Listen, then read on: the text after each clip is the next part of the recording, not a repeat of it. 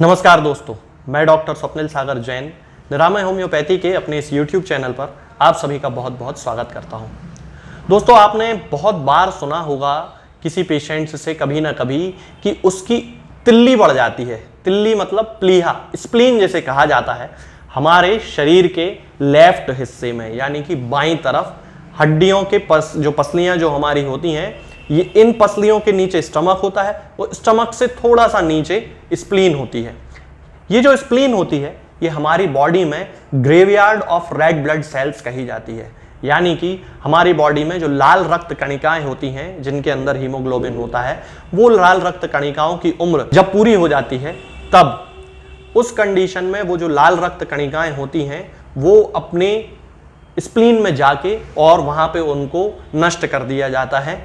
ये स्प्लीन का काम होता है। इसके अलावा जब कभी किसी व्यक्ति को भयानक रूप से लाल रक्त कणिकाओं की कमी हो जाती है, यानी कि एनीमिया जिसे कहा जाता है, खून की कमी जिसे कहा जाता है, जब वो डेवलप हो जाती है तब उस कंडीशन में स्प्लीन से बड़ी मात्रा में जो है वो लाल रक्त कणिकाएं निकलने लगती हैं और वहां पे जो है लाल रक्त कणिकाओं की कमी को पूरा करने का काम किया जाता है। अब ये जो स्प्लीन होती है, ये जो तिल्ली होती है, वो बहुत सारी बीमारियों में बढ़ जाती है, जिनमें सबसे खास होता है मलेरिया।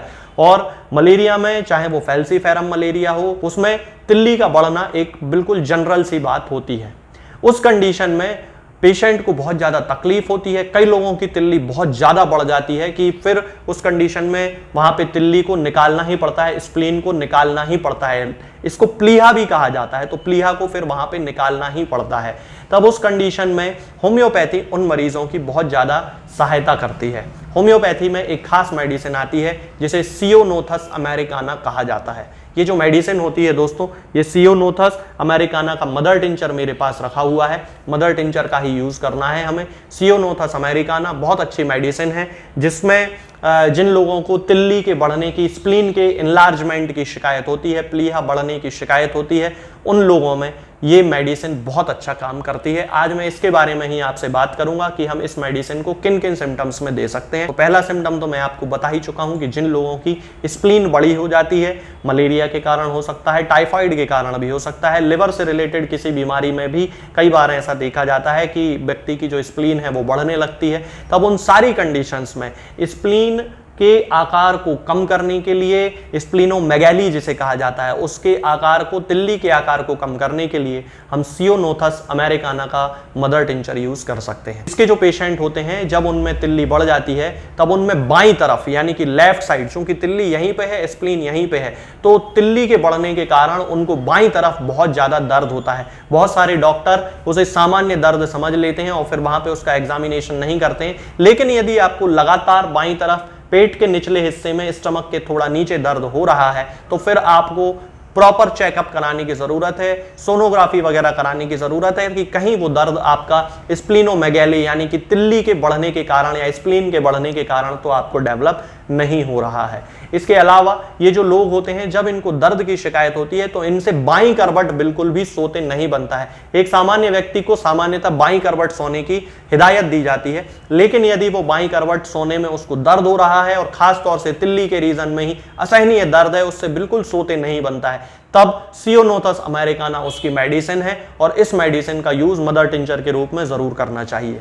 यदि हम इसके दूसरे जनरल सिम्टम की बात करते हैं तो ब्रोंकाइटिस के जो पेशेंट होते हैं उन लोगों में भी बहुत ज्यादा इफेक्टिव मेडिसिन है। जिन लोगों को खास तौर से बहुत ज्यादा एक्सपेक्टोरेशन निकलता है और उनको मलेरिया की हिस्ट्री रही होती है, जिनका मलेरिया का लगातार ट्रीटमेंट चला है, बाद में उनको किसी ना किसी एलर्जी के कारण ब्रोंकाइटिस भी डेवलप हो गया और बहुत कफ निकलता है, बहुत म्यूकस उनका निकलता है, खकार जिसे कहा जाता है, तो उन लोगों के लिए भी सियोनोथस अमेरिकाना बहुत अच्छा काम करती है, वो इसका यूज कर सकते हैं।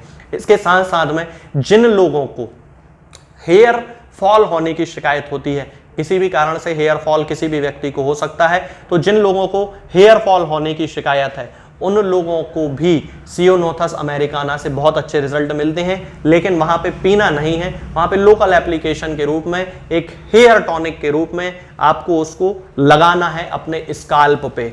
बहुत अच्छे रिजल्ट आपको मिलेंगे। हेयर फॉल होना बहुत हद तक जो है वो कम हो जाता है एक किसी जनरल व्यक्ति का। इसके साथ साथ में जिन लोगों को ल्यूकीमिया की शिकायत होती है, एक तरह का ब्लड कैंसर होता है, जिन लोगों को उस ब्लड कैंसर की शिकायत है, ल्यूकीमिया की शिकायत है, उन लोगों के केस में भी सियोनोथस बहुत ज़्यादा हेल्प उनकी करती है। जिन महिलाओं को बहुत ज़्यादा सिवियर प्रोफ्यूज मेंसेस होते हैं, बहुत ज़्यादा जिनको ब्लीडिंग होती है, और उसके साथ साथ में जिनको सफ़ेद पानी की भी शिकायत है, उन महिलाओं को भी यदि उनकी स्प्लीन भी बढ़ी हुई है और उनको इस तरह की कोई समस्या भी आ रही है कि उनको बहुत ज़्यादा ब्लीडिंग होती है मेंसेस के टाइम पे, मासिक धर्म के समय उनको बड़ी ज़्यादा ब्लीडिंग होती है, उनको सफ़ेद पानी की भी बड़ी शिकायत होती है, तब उस कंडीशन में वो एक जनरल टॉनिक के रूप में सियोनोथस अमेरिकाना का यूज़ कर सकते हैं। यदि इसके यूरिन से संबंधित हम सिम्टम्स की बात करते हैं, पेशाब से संबंधित लक्षणों की बात यदि हम करते हैं, तो जिन लोगों को बार बार पेशाब जाना पड़ता है और जिनकी पेशाब में झाग आने की शिकायत होती है, फोम आने की शिकायत होती है, उस कंडीशन में हम सियोनोथस अमेरिकाना का यूज उस पेशेंट को करने के लिए दे सकते हैं। और जैसा कि मैं शुरू से बता रहा हूं कि हमें इसका मदर टिंचर ही यूज करना है। अब दोस्तों, यदि हम इसके डोज की बात करते हैं कि हमें किस डोज का यूज हमें पेशेंट में करना है, तो इसकी शुरुआत होनी चाहिए 10 बूंद सुबह, 10 बूंद शाम को, आधे कप या 1 कप पानी में मिला के पेशेंट को देना चाहिए कंटिन्यू 1 महीने तक। उसके बाद उसका प्रॉपर एग्जामिनेशन कराना चाहिए, सोनोग्राफी वगैरह कराना चाहिए कि स्प्लीन में किस तरह का इंप्रूवमेंट वहां पे देखने को मिल रहा है, और यदि इंप्रूवमेंट बहुत अच्छा है तो फिर आगे हमें तुरंत डॉक्टर से डिस्कशन भी करना चाहिए, और इसके जो फिर डोजेज हैं, फर्दर जो डोजेज होंगे, फिर उनको उस हिसाब से एडजस्ट करना चाहिए। शुरुआती अवस्था में आप लोग 10 बूंद सुबह, 10 बूंद शाम को, आधे कप या 1 कप पानी में मिला के लेना इसको शुरू कर सकते हैं। ये आपको दवा किसी भी होम्योपैथिक मेडिकल स्टोर पे मिल जाएगी। सामान्यतः होम्योपैथी की दवाएं होम्योपैथिक मेडिकल स्टोर पे ही मिलती हैं, जनरल किसी एलोपैथी वाले जो फार्मासिस्ट होते हैं उनके पास नहीं मिलती है। ऑनलाइन भी आजकल अवेलेबल हो गई हैं, तो आप ऑनलाइन भी इसको मंगा सकते हैं। आज के इस वीडियो में दोस्तों फिलहाल इतना ही। आगे के वीडियोस में मैं आपको बताऊंगा कुछ नई बीमारियों के बारे में और उनकी होम्योपैथिक दवाओं के बारे में। तब तक के लिए जय हिंद, जय भारत।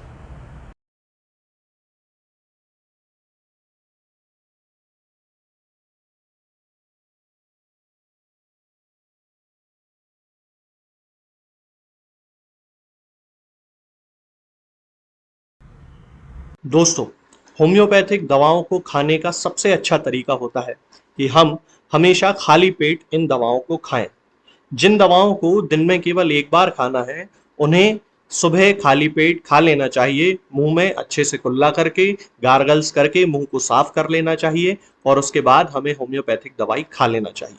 जिन दवाओं को दिन में 2 बार या 3 बार या 4 बार खाना होता है, उन दवाओं को खाली पेट खाने का मतलब होता है कि हम उन दवाओं को खाने के लगभग आधे घंटे पहले या फिर 2 से ढाई घंटे बाद ही खाएं, और उस स्थिति में भी हमारे मुंह में किसी भी वस्तु का, किसी भी चीज का स्वाद नहीं होना चाहिए, ना ही हमारे मुंह में किसी भी चीज की गंध होना चाहिए, जिससे कि ये होम्योपैथिक दवाएं हमारे शरीर पर बहुत अच्छे तरीके से काम कर सकती हैं।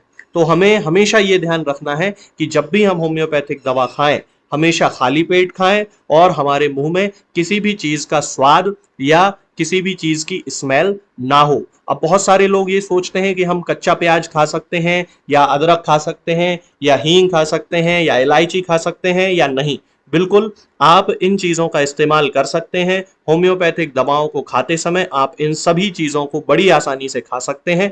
बस याद ये रखना है कि जब भी आप होम्योपैथिक दवा खाएं, इनमें से किसी भी वस्तु का, किसी भी चीज का स्वाद आपके मुंह में ना हो। यानी कि जब भी आप इन्हें खाएं तो इनके खाने से या तो आधे घंटे पहले होम्योपैथिक दवा खा लें, या फिर इन्हें खाने के 2-2.5 घंटे बाद, जब कि आपने मुंह में अच्छे से कुल्ला कर लिया हो, अच्छे से गार्गल्स कर लिए हो, तब इन होम्योपैथिक दवाओं को खाएं। तो आपको हमेशा होम्योपैथी के सबसे अच्छे रिजल्ट देखने को मिलेंगे। लोग गलती यही कर देते हैं कि वो प्याज खाना छोड़ देते हैं, कच्चा प्याज, लहसुन, अदरक, हींग सब खाना छोड़ देते हैं, लेकिन फिर भी उनको मुंह में सफाई ना होने के कारण होम्योपैथिक दवाओं का अच्छा रिजल्ट देखने को नहीं मिलता है। ये होम्योपैथिक दवाएं आपको किसी भी ऑनलाइन फार्मेसी पर या आपके घर के नजदीक किसी भी होम्योपैथिक मेडिकल स्टोर पर बड़ी ही आसानी से उपलब्ध हो जाएंगी। ये दवाएं हर होम्योपैथिक फार्मेसी पे उपलब्ध होती हैं,